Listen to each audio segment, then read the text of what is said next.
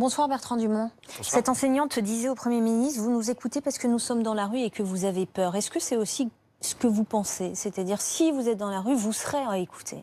C'est pas ce qu'on pense, c'est une réalité. Ça fait 18 mois qu'on discute avec ce gouvernement sur son projet de réforme et il n'y a pas une virgule qui a changé du projet initial.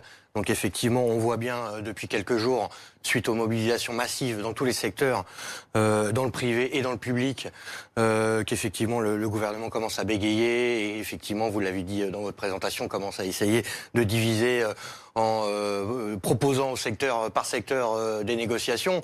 Mais a priori, ça ne fonctionne pas puisqu'on voit bien que les appels continuent à se multiplier dans le commerce, les éboueurs et dans plein d'autres secteurs depuis quelques jours. On verra, la journée du 17 s'annonce massive.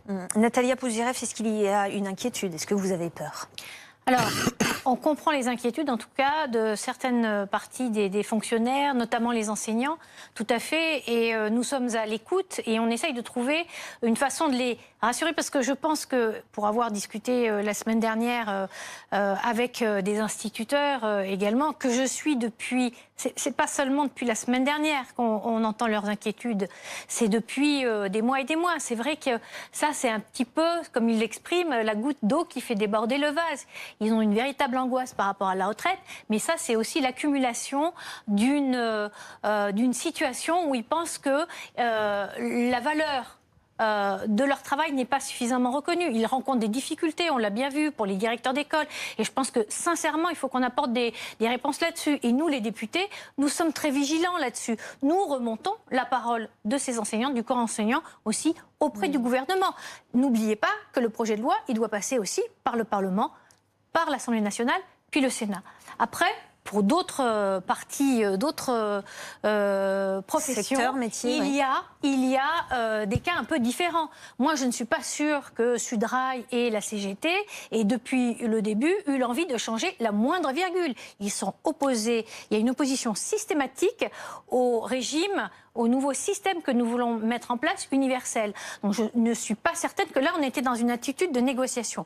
La négociation, là où elle se passe, effectivement, c'est pour essayer de faire converger des systèmes qui étaient différents, en particulier les fonctionnaires, par rapport à un régime universel où on va fondre tout ça, mais en prenant le temps. On l'a dit, 1975, 1985, il y a différentes étapes. Et puis, il y a aussi un point d'achoppement en ce moment sur lequel nous devons discuter et nous entendre. C'est sur cet âge d'équilibre. Sur l'âge pivot. Alors, les policiers, en tout cas, ont rencontré Christophe Castaner et là, il semble y avoir un accord. C'est-à-dire que le ministre de l'Intérieur leur a confirmé qu'il pourrait partir plus tôt à la retraite. Est-ce que ça vous donne de l'espoir? Est-ce que vous vous dites, bah tiens, si les policiers ont obtenu quelque chose, nous aussi on va y aller, on va continuer à se battre et nous aussi on va finir par obtenir quelque chose? Ah bah oui, à nous, mais à tout le monde. Hein. Non, parce qu'effectivement, vous citez les policiers, mais visiblement, on a cru comprendre que les militaires aussi, peut-être les pompiers. Il y a un papier dans Le Monde. C'était depuis le début. Si vous me permettez, je vais essayer de terminer. Il y a un papier dans Le Monde qui est sorti aujourd'hui qui explique que les sénateurs, contrairement à ce que M. Larcher nous expliquait il y a quelque temps, vont garder leur régime spécial. Il va juste être un tout petit peu modifié. Ça fait déjà 4 régimes spéciaux, visiblement, qui vont rester sur les 42, et tout ça en 24 heures. Donc nous, ce qu'on dit, c'est que tous les secteurs, partout dans le privé, doivent se mettre en lutte et effectivement ils vont réussir. Et vous, à la RATP, pour la RATP, vous voulez quoi, vous, chez Solidaire? Ah bah nous, on est contre cette réforme par points. Donc le retrait de la réforme. Le retrait de la réforme, partout, la réforme par points a été passée. C'est la misère pour les retraités. On l'a vu en Suède, on le voit dans d'autres pays. C'est clair et net. C'est le retrait de la réforme. C'est pas Solidaire qui le dit ou la CGT. Hein. C'est les salariés qui font grève, c'est la base. Vous l'avez dit dans l'émission avant.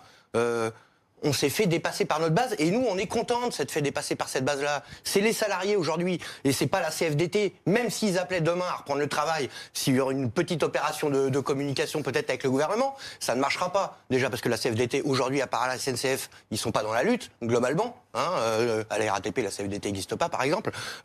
Et ça ne suffira pas. Aujourd'hui, c'est les salariés qui ont la main sur ce mouvement et c'est les assemblées générales qui décideront, quels que soient les discours des organisations